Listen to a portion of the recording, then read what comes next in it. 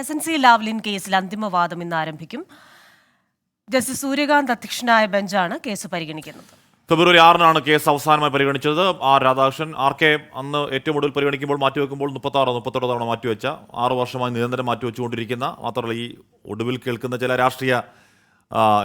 രാഷ്ട്രീയ വിവാദങ്ങൾ കൂടി ലാവ്ലിൻ കൂടുതൽ കേൾക്കുന്ന ദിവസം കൂടിയാണ്, അല്ലെങ്കിൽ കേൾക്കുന്ന സമയത്ത് കൂടിയാണ് വീണ്ടും പരിഗണിക്കുന്നത്. ഗുഡ് മോർണിംഗ് ആർ.കെ, എന്താണ് കോടതിയിൽ നിന്ന് പ്രതീക്ഷിക്കേണ്ടത്?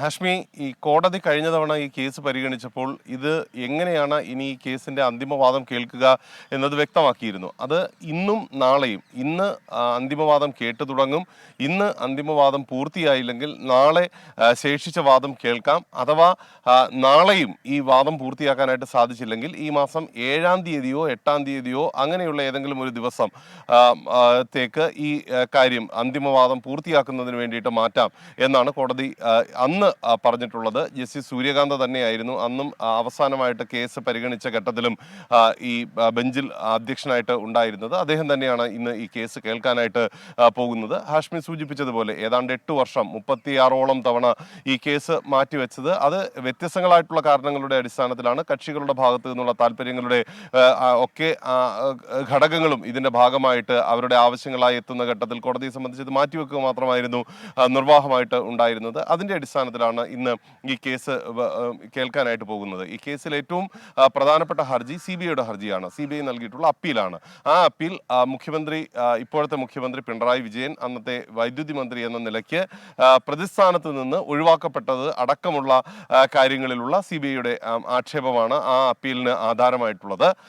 അതേസമയം തന്നെ ഈ പ്രതിപട്ടികയിൽ ഇപ്പോൾ തുടരുന്ന ആളുകൾ നൽകിയ ഹർജിയും ഇന്ന് സുപ്രീം കോടതിയുടെ പരിഗണനയ്ക്ക് ഇതിനൊപ്പം കണക്റ്റഡ് മാറ്ററായിട്ട് വരുന്നുണ്ട്. ഒപ്പമാണ് VM സുധീരൻ നൽകിയിട്ടുള്ള ഹർജിയും ഈ ഹർജിയുടെ ഭാഗമായിട്ട് ഉപഹർജിയായി ഇന്ന് കോടതിയുടെ മുമ്പാകെ എത്തും. എല്ലാ ഹർജികളിലും ഒരുമിച്ചായിരിക്കും വാദം സുപ്രീം കോടതി കേൾക്കുന്നത്. ആദ്യം വാദം കേൾക്കുന്ന ഘട്ടത്തിൽ ഈ കേസുമായി ബന്ധപ്പെട്ടിട്ടുള്ള തെളിവുകൾ അടക്കമുള്ള കാര്യങ്ങളെ സംബന്ധിച്ച് വിശദമായിട്ടുള്ള വസ്തുത ബോധിപ്പിക്കണം എന്ന് സുപ്രീം കോടതി നേരത്തെ തന്നെ CBIയോട് ആവശ്യപ്പെട്ടിരുന്നു. ഏതെങ്കിലും വിധത്തിൽ പുതിയ തെളിവുകൾ CBI ഇപ്പോൾ വരെ സമർപ്പിച്ചതായിട്ട് കോടതി രേഖകളിൽ നിന്ന് നമുക്ക് മനസ്സിലാക്കാനായിട്ട് സാധിക്കുന്നില്ല. അഥവാ അതടക്കമുള്ള കാര്യങ്ങളെ സംബന്ധിച്ച് ഏതെങ്കിലും വിധത്തിൽ CBIക്ക് അഭിപ്രായമുണ്ടെങ്കിൽ CBI ഇന്നത് പറയും. മാത്രമല്ല, നമ്മളിപ്പോൾ ഈ കാര്യം പറയുമ്പോഴും ഇന്നും കേസ് മാറ്റിവെക്കാനായിട്ടുള്ള സാധ്യത ഒരുപക്ഷെ നിലനിൽക്കുന്നു എന്നുള്ളതാണ്. ചില കക്ഷികൾ ചില അസൗകര്യങ്ങളൊക്കെ ഉന്നയിക്കാനായിട്ട് തയ്യാറെടുക്കുന്നു എന്നാണ് അറിയുന്നത്. ഏതായാലും ഇതുമായി ബന്ധപ്പെട്ടുള്ള നടപടികൾ ഇന്ന് രാവിലെ 10:30 മണിക്ക് കോടതി